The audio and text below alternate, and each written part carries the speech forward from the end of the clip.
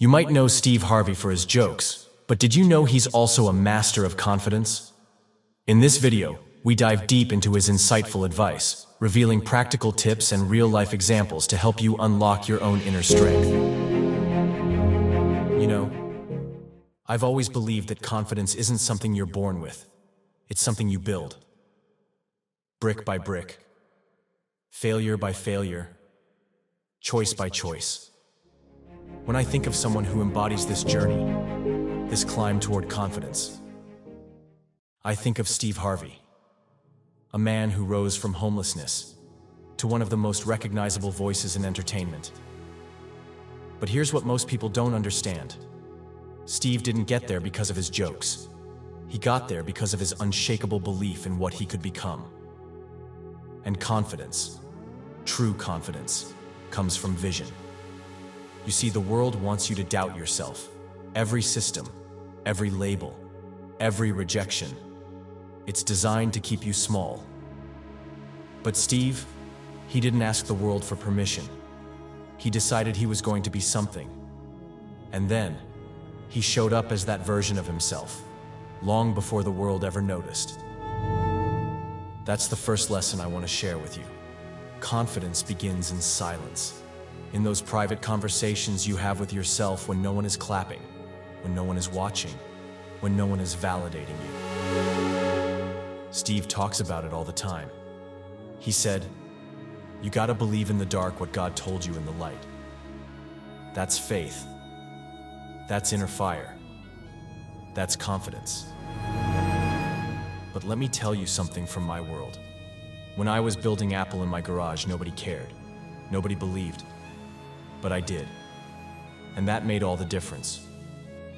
Because confidence isn't about ego. It's about alignment. It's about aligning your life, your actions, your voice, with the future version of you that already exists in your imagination. If you can see it, and I mean really see it, you can become it. But the price of that transformation is discomfort. It's walking into rooms where you feel underqualified and still speaking like you belong. It's taking the microphone, even when your hands are shaking. Steve Harvey, he bombed, he failed, he got booed off stage, but he kept showing up. That's the key. Not perfection, presence. You want confidence? Then show up as if the future version of you is already watching. Because they are. And they're waiting for you to become them.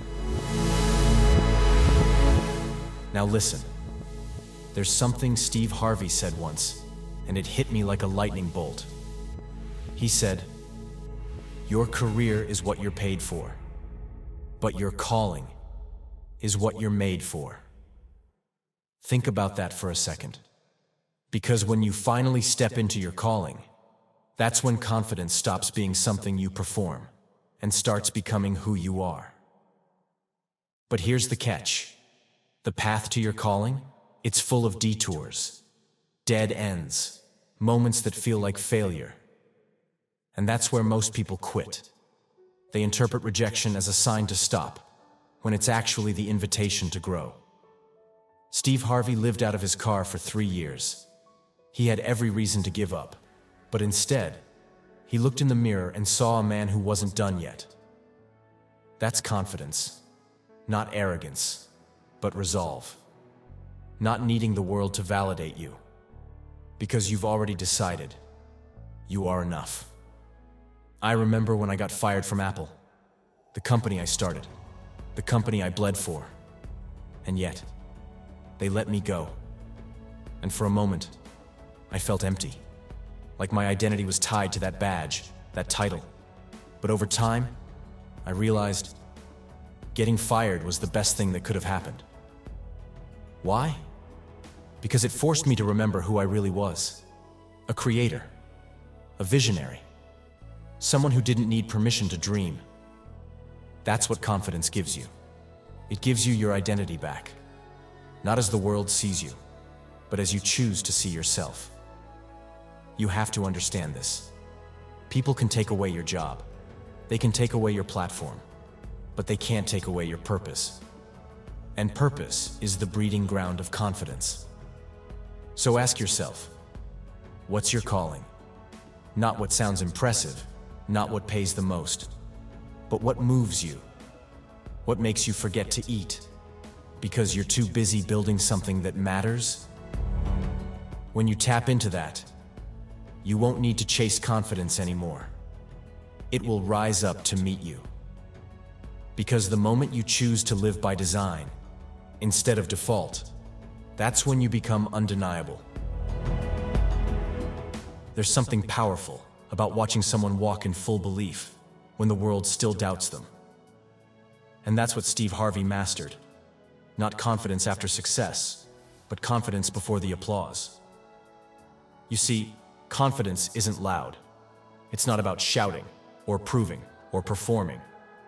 It's quiet, calm, anchored. It's built in silence, when you choose to believe, even when there's no evidence yet. I remember walking into the room at Apple after years away. The same people who watched me fall were now watching me return. And I didn't come back with revenge in my heart. I came back with vision. Confidence doesn't seek to prove people wrong. It seeks to build something right, something meaningful, something that outlasts you. Steve Harvey once said, "If you're going through hell, keep going." And that's more than a quote. That's a blueprint. Because the road to your greatest self is paved with discomfort. Every time Steve walked on stage after failure, every time he risked embarrassment, criticism, shame, he was building a stronger version of himself. That's what we're all doing. Or at least, that's what we should be doing. You want confidence? Then train yourself to walk toward the fire, not away from it. Face the fear. Step into the unknown. Speak before you feel ready. Because here's the truth. No one tells you. Confidence isn't the absence of fear. It's the decision to act anyway. Let me repeat that. Confidence is a decision, not a feeling, not a mood, a decision. You decide to show up. You decide to speak. You decide to move. Even when your hands tremble, even when your voice cracks, even when the fear whispers, "You're not good enough." You answer that whisper with something louder, something rooted, something eternal. You answer with vision, with truth, with belief. Because confidence, real confidence, is born the moment you trust your calling more than your comfort. And if you do that, consistently, over time, you will become unshakable. So now we come to the final question, the one only you can answer.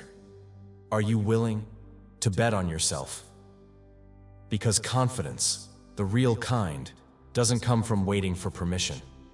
It comes from declaring, "I'm ready now." Steve Harvey. He didn't wait until the stage was perfect. He stepped into the spotlight when no one believed. When he had every reason to quit, he chose to continue. That's what separates the confident from the comfortable. One is driven by vision, the other by fear.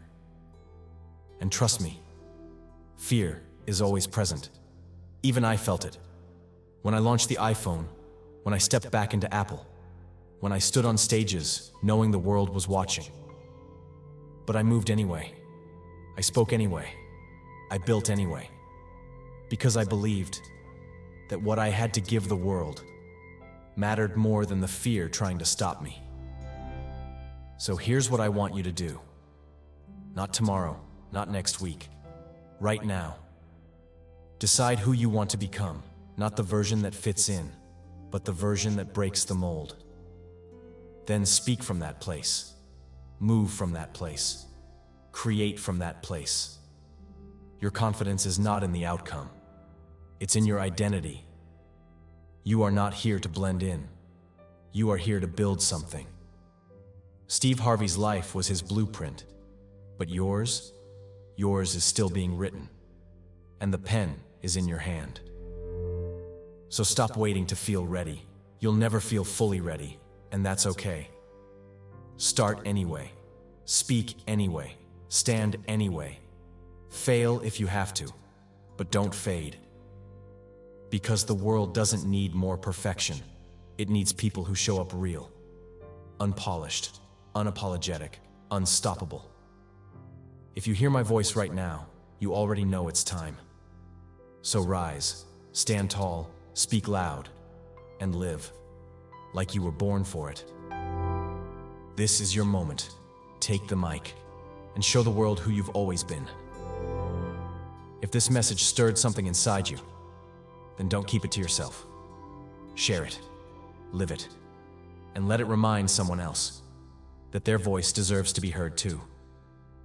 Now go and build your legacy.